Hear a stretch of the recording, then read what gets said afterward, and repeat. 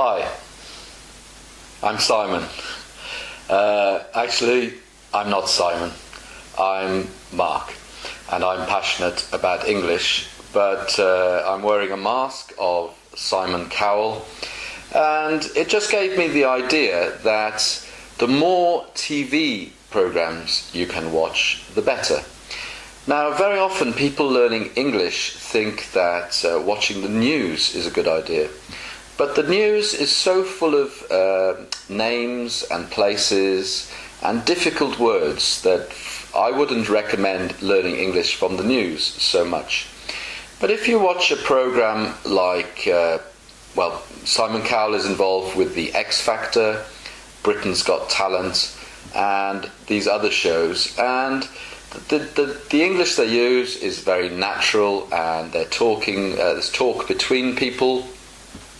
And of course you can enjoy the program as well. And as your English gets better and better, you will understand the comments and the joking remarks that they make. Okay, I think I'm going to take the mask off now. There we go, and here I am. And just before we start the lesson 2, I just wanted to, hopefully you know by now that I like having a laugh. And this is a t-shirt I've got, and I don't know whether you can see it, but it says Sushi Bar Exam. Now this is again playing with words. The bar exam is what lawyers have to take to become, people who want to become lawyers have to take the bar exam. It's just called the bar exam. But also you can go to a sushi bar. It's not really a restaurant, but you can choose the sushi going round, and that's called a sushi bar. So in the picture, you can see lots of different sushi sitting down in a room, and it looks like they're taking an exam. So it's the sushi bar exam. I guess you can understand the joke. Okay, let's go straight into an idiom for today. And it is, okay, not my cup of tea.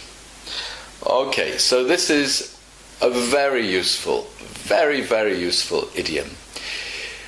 Let's say you are in a bar and, let's say you are a guy and you're in a bar with another friend and you see a woman in the bar and you say, oh, she's nice. But your friend says, oh no, she's not my cup of tea. It means she's not my type. I don't really like her. It's just she's not a woman for me. Of course you could, two girls talking or whatever could also say the same thing. Do you like him? No, he's not my cup of tea. Or somebody could say to you, would you like to play tennis sometime? Or do you fancy going sailing tomorrow? And you say, no, it's not my cup of tea. It's not really my thing. It's not something I enjoy. It's a very useful idiom, this. And I really recommend you learn it and use it. All right, phrasal verb. Have I got two? No, just one. And the phrasal verb for today is think over. Okay, so think, I'm sure you know, and over, I'm sure you know. But when you put them together in a phrasal verb, think over means just think about or to consider. And we often use think over it. So let's say you say to me, Mark, I like your mini lessons and I really would like to do them, but it's a bit too expensive for me. If I give you £50, would that be okay for a year? And I could reply, I'll think over it. It also means I'll think about it. In fact, we often say that too. I'll think about it. I'll think over it. So you will have seen a little transition in the video there. When I was explaining that, I suddenly thought, that's not quite right. So we don't really say think over it. We say think it over. This is not as easy as you might think, just explaining something that you've had no time to think it over. If you don't believe me, try explaining a word in your own language or an idiom in your own language to somebody without looking at it first. It's not so easy, but I enjoy doing it. Okay, so that's think over or think it over. Let's have a look at a collocation. Okay, the collocation for today, I'll just pop it there for you. Don't know if you can see it, but it says extremely competitive. If you are competitive, it means you like competing or you like a competition. And if you are, the word extremely means very, very, very. So if you are extremely competitive, it means you really like competing. So when you play football or you are running in a race or even just playing cards with friends, or it could be anything, also at work, even in an English class, when you are learning English, you might want to be better than the others. But you don't just want to be better, you really want to be better. You want to be number one. So we would say you are extremely competitive, or she's extremely competitive. Again, they're words which often go together and sound completely natural in English. All right, that's your collocation for today. And let's have a look at some jokes. Okay. Okay, one that I can see straight away, which looks quite funny and is short. There are quite a few long jokes in here, but it would be difficult for me to, when I edit these videos, to write the whole joke. Okay, so here it is. Have you ever wondered about people who pay a fortune for those little bottles of Evian water, or Evian water? Try spelling Evian backwards. Okay, so have you ever is a very useful expression in English. Have you ever been to Barcelona? Have you ever eaten sushi, etc.? Have you ever wondered about people who pay a fortune? To pay a fortune is an idiom. It means pay a lot of money for those little bottles of Evian or Evian. I'm not sure how to pronounce that actually. Water. So maybe for a little bottle of water, of course there are many types of water you can buy and some are quite expensive. But it says try spelling Evian backwards, and if you do that you get Naive, and that spells naive.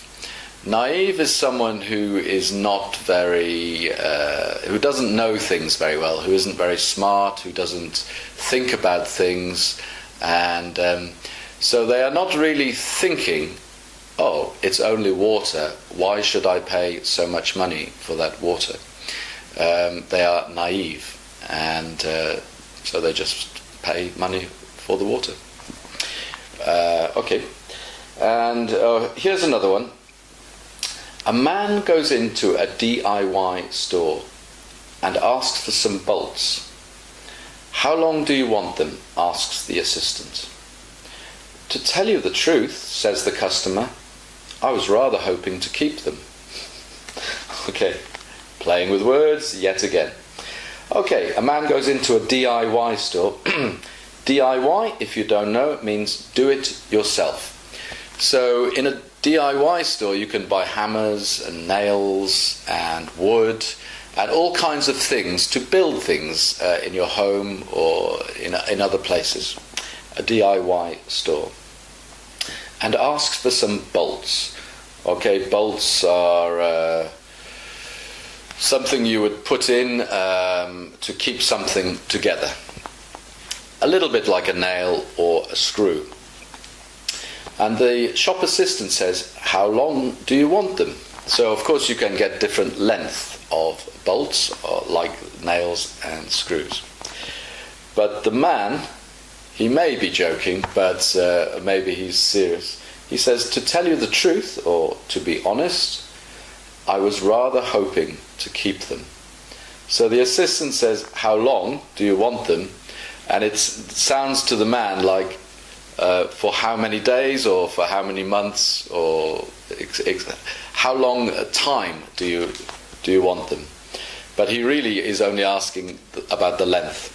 But yes, the man says, I was rather hoping to keep them. I was rather hoping to keep them means I would really like to keep them and not return them to the shop. Okay, it's a silly joke, but again, it's quite funny. Okay, that's the end of today's mini lesson, and as always, I'll say thank you for watching. I hope you enjoyed it. Please check out passionateaboutenglish.com for more information about my courses starting in September. Don't forget Annabelle's IELTS course to help you get the grade you need in the IELTS exam. And here we go, a bass riff coming up for you. Thank you very much for watching. Bye. Okay, here is today's bass riff. It's from a group. We've already had one bass riff from them, and well, maybe they were involved in another bass riff that I played you.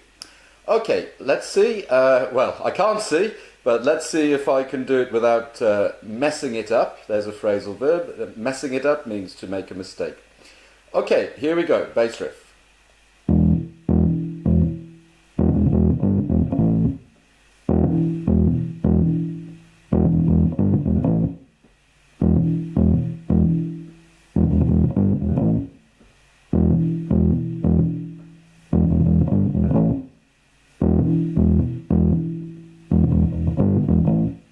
Okay, I'm going to stop there because when you can't see your fingers, unless you're a very good bass player, obviously your fingers might start moving around a bit, and you start playing, well, a bum note, which means a wrong note. Okay, thank you very much for watching today's lesson, and I'll see you in the next one. Okay, ciao.